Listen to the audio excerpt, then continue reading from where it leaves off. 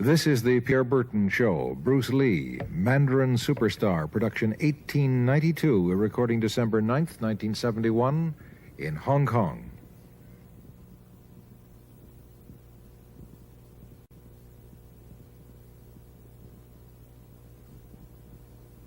Bruce Lee faces a real dilemma. He's on the verge of stardom in the United States with a projected TV series on the horizon, but he's just achieved superstardom as a film actor here in Hong Kong. So what does he choose, the East or the West?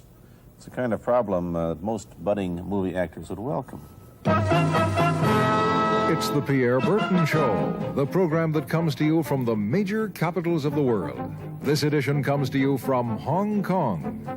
And Pierre's guest is the man who taught karate, judo, and Chinese boxing to James Garner, Steve McQueen, Lee Marvin, and James Coburn. The newest Mandarin superstar, known in the West for his appearances in Batman, The Green Hornet, Ironside, and Longstreet. His name is Bruce Lee, and he doesn't even speak Mandarin. And here's Pierre. Well, how can you play in Mandarin movies if you don't even speak Mandarin? How do you do that? Well, first of all, I speak only Cantonese. Yeah.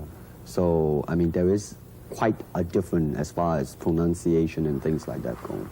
So somebody else's voice is used, right? Definitely, definitely. You just make the words. Doesn't that sound strange when you go to the movies, especially in Hong Kong, in your own town, and you see yourself with somebody else's voice?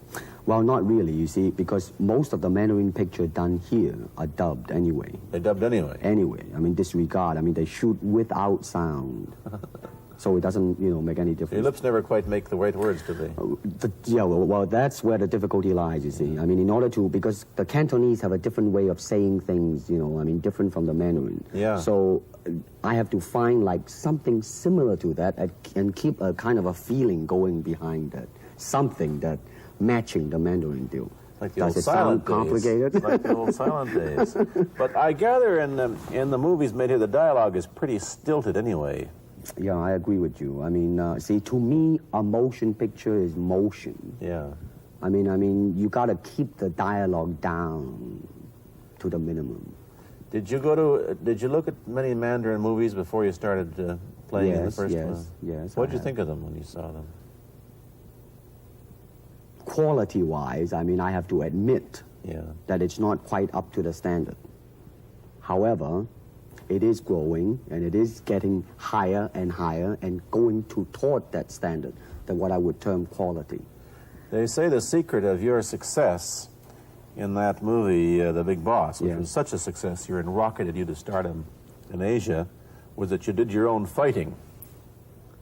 As an expert in the various martial arts in China, what did you think of the fighting that you saw in the movies that you studied before you became a star?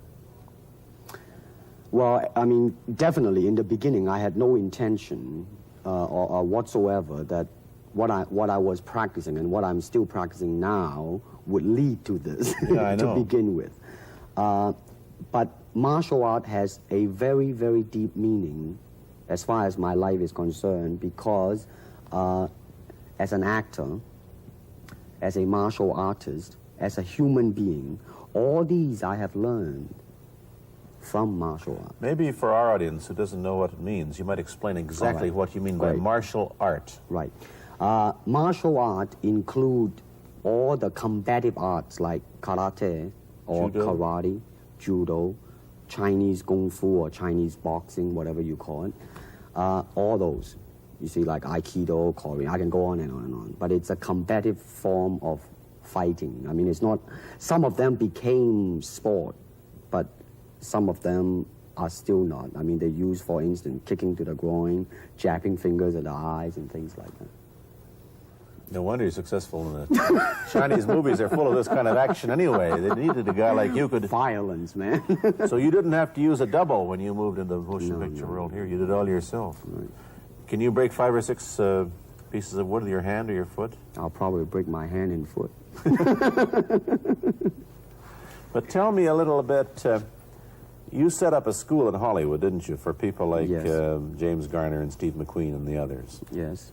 Why would they want to learn Chinese martial art? Because of a movie role?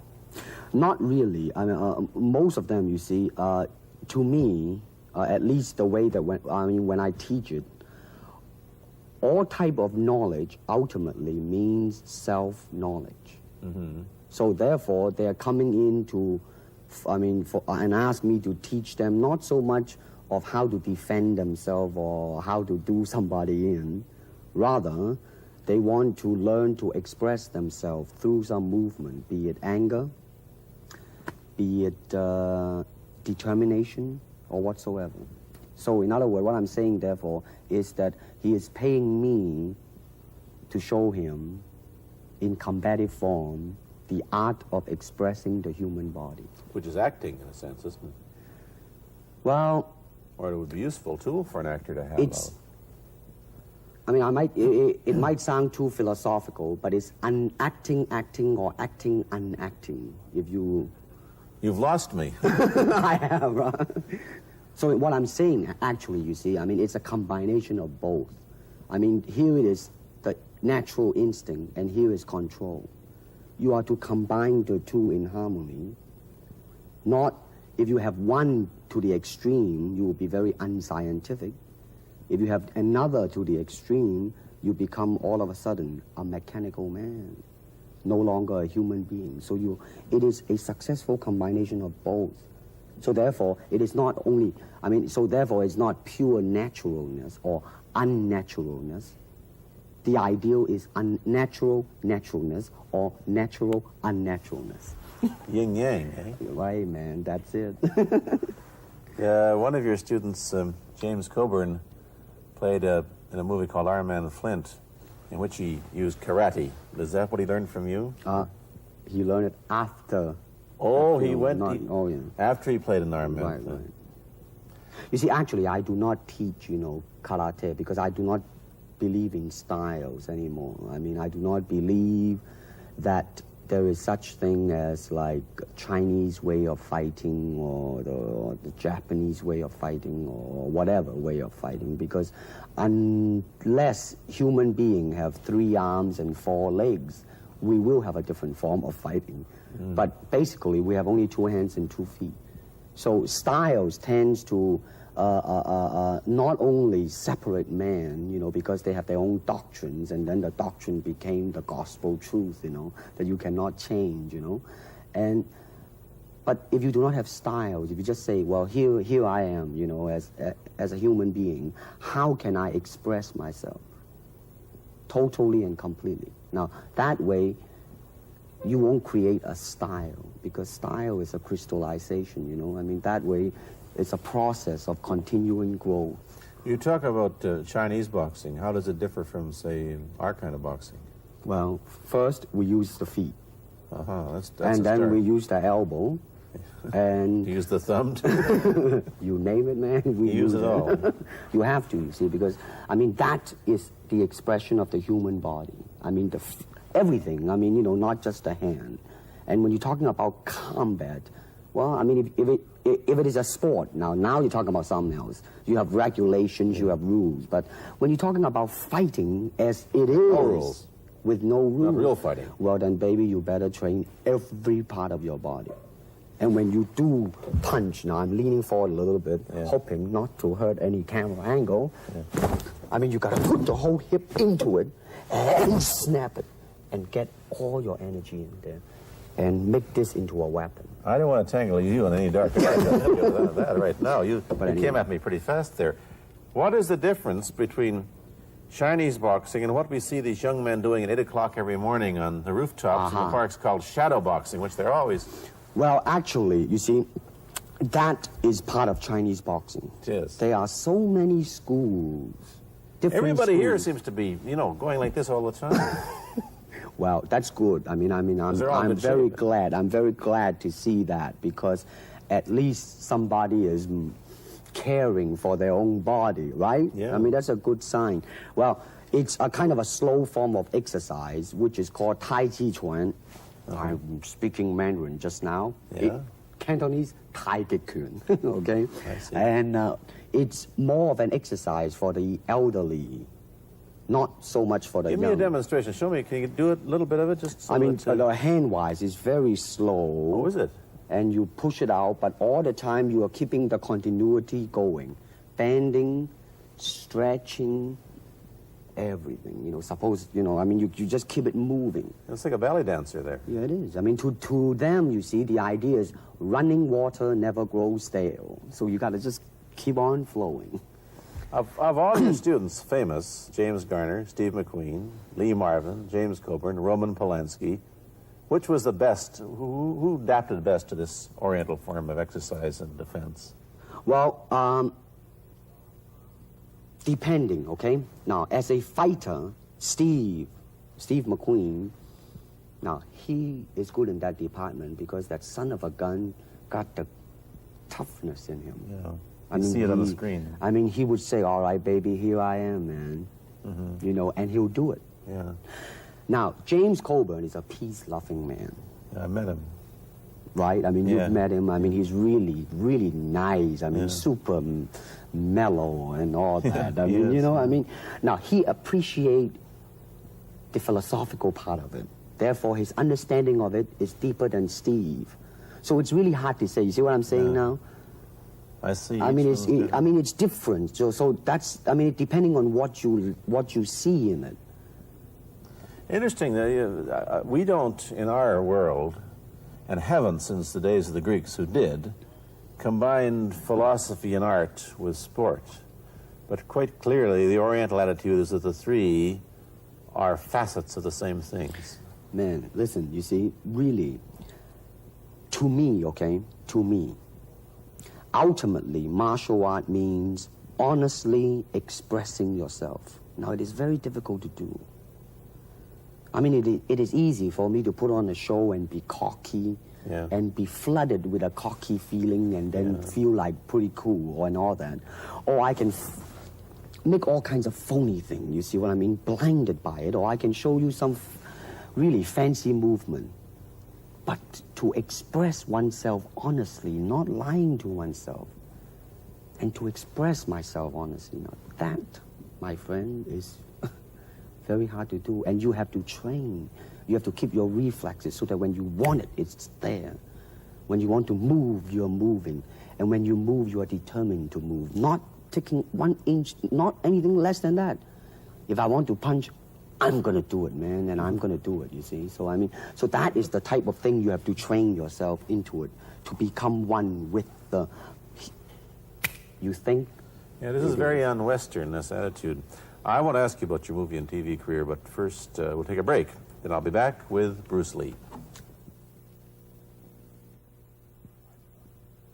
I've been talking to Bruce Lee mainly about the Chinese martial arts, which include things like Chinese boxing, karate, and judo, which is what he taught when he was in Hollywood. After he left the University of Washington, where he studied, of all things, philosophy, if you can believe that.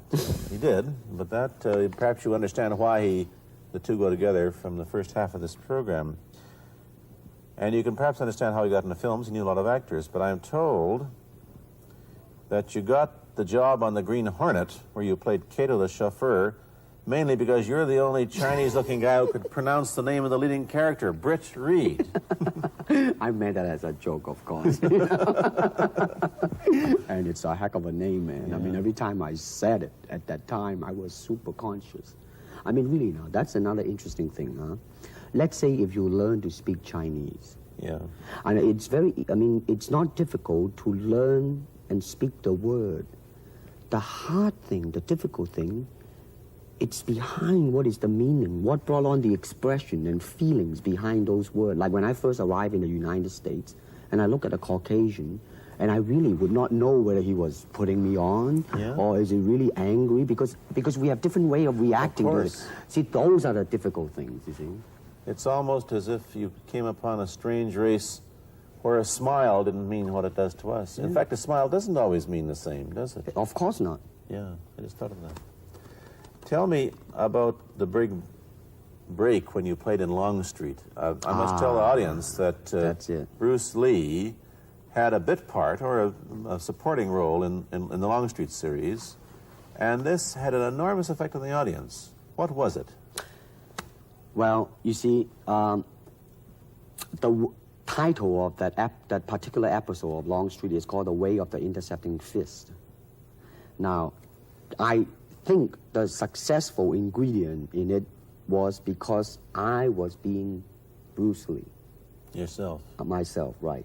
And did that part, just express myself, like I say, honestly express myself at that time. And because of that, I brought, favorable mentioning in like New York Times, which says like the Chinaman, who incidentally came off quite convincingly enough to earn himself a television series, and so on and so on and so forth. Can you remember the lines by Sterling Siliphant, the key lines? He's one of my students, you know that? Was he too? Yes. You've had everybody as your student. But you read, there were some lines that expressed your philosophy. I don't know if you remember them or not. Oh, I remember that. I Let's said, hear. this is what it is, okay? You're talking to Longstreet, played by James Francesca. I said, empty your mind. Be formless, shapeless, like water. Now you put water into a cup, it becomes the cup. You put water into a bottle, it becomes the bottle. You put it in a teapot, it becomes the teapot. Now water can flow or it can crash. Be water, my friend. Like that, you see? Oh, I see. I get the idea. I get the power behind it. So now, two things have happened. First, there's a pretty good chance that you'll get a TV series in the States called The Warriors, in which you use, what, the martial arts in a Western setting?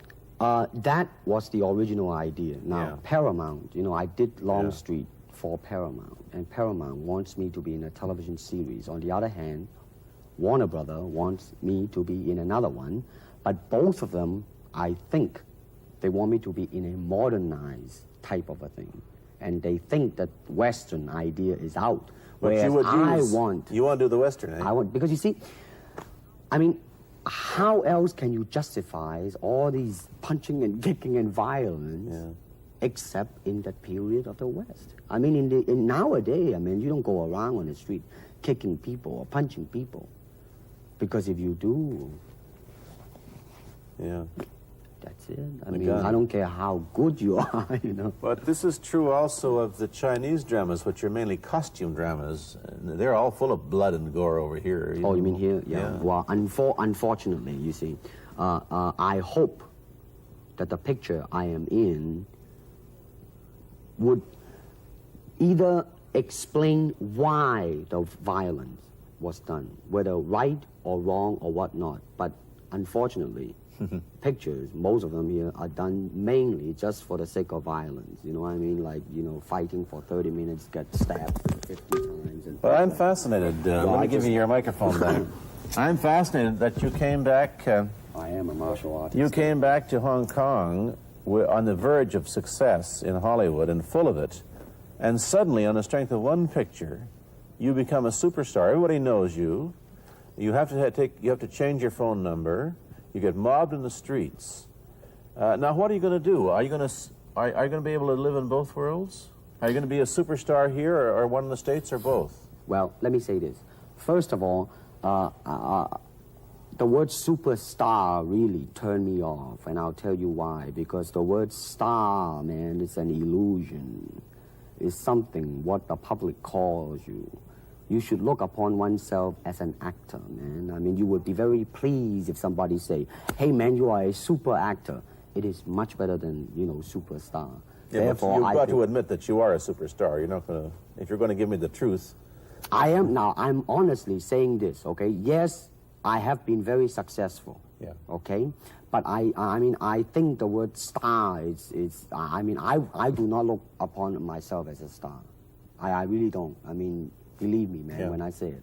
I mean, I'm not saying it because well, what are you going to do? Let's get back to the question. Okay. Are you going to stay in Hong Kong and be famous? Or are you going to go to the United States and be famous? Or are you going to try and eat your cake and have it too? I am going to do both because, you see, I have already made up my mind that in the United States, I think something about the Oriental, the true Oriental should be shown. Hollywood sure as heck hasn't. You better believe it, man. I mean, it's always that pigtail and bouncing around, chop, with the eyes slant and all that. And I think that's very, very out of Is it true that you were the first job you had was being cast as Charlie Chan's number one boy? Yeah, number one son, yeah. No, They never made a movie. No. They were going to make it into like a new Chinese James Bond type of a thing. Now that, the old man Chan is dead, Charlie is dead, and his son is carrying on. But they didn't do that. No. Batman came along, you see, because and then everything was started to be going into that, that kind of which you were in. But by the way, I did a really terrible job in that, I have to say. Really? You didn't like yourself? I didn't see it.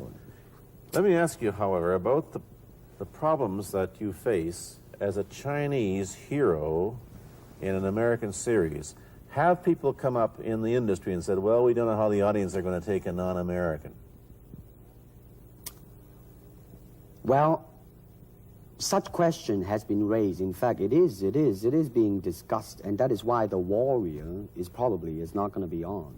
I see. You see, because unfortunately, such thing does exist in this world, you see, like, I don't know, certain part of the country, right?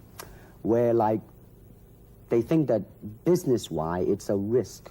And I don't blame them, I mean, in the same way, it's like in Hong Kong, if a foreigner come and became a star, if I were the man with the money, I probably would have my own worry of whether or not the acceptance would be there. But that's all right, because if you honestly express yourself, it doesn't matter, see? Because are you, how about the other side of the coin? Is it possible that you are, I mean, you're fairly hip and fairly Americanized. Are you too Western for Oriental audiences, do you think? Oh, man, like, how?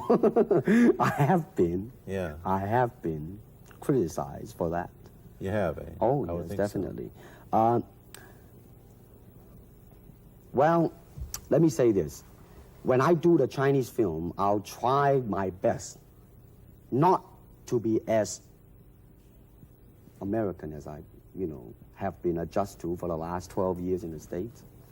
But when I go back to the States, it seems to be the other way around. You know what I mean? You're too exotic, eh? Yeah, man. I mean, they're trying to get me to do too many things that are really for the sake of being exotic. You understand what I'm trying to say? Oh, sure. So it's really, I mean, it's when you live in both worlds, it brings its problems as well as its advantages, and you've got both. Time to go to a commercial. I'll be back in a moment with Bruce Lee. Let me ask you whether the change in attitude on the part of the Nixon administration towards China has helped your chances of starring in an American TV series. Well, first of all, this happened before that. Yeah. But I do think that things of Chinese will be quite interesting for the next few years. I mean, not that I'm politically, inclining toward anything. No, I understand that. I'm just wondering. But I mean, once the opening of China, I mean, that it will bring more understanding. Yeah. More things that are, like different, and maybe in the contrast of comparison, some new thing might grow. So therefore, I mean, it's a very rich period to be in. I mean, like, if I were born, let's say, 40 years ago. Yeah. If I have a thought in my mind, I said, boy, I'm going to star in a movie or star in a television series in America. Well, that might be a vague dream, but I think right now, maybe, man. You still think of yourself Chinese, or do you ever think of yourself as North American? You know what I want to think of myself? As a human being. Because, I mean, I don't want to sound like, as Confucius say, but under the sky, under the heaven, man, there is but one family. It just so happened, man, that people are different. Okay, we got to go. Thank you, Bruce Lee, for coming here. Thank you for watching. Thank you. You've been watching Bruce Lee on The Pierre Berton Show, a half-hour program of conversation, opinion, and debate. This is Bernard Cowan speaking.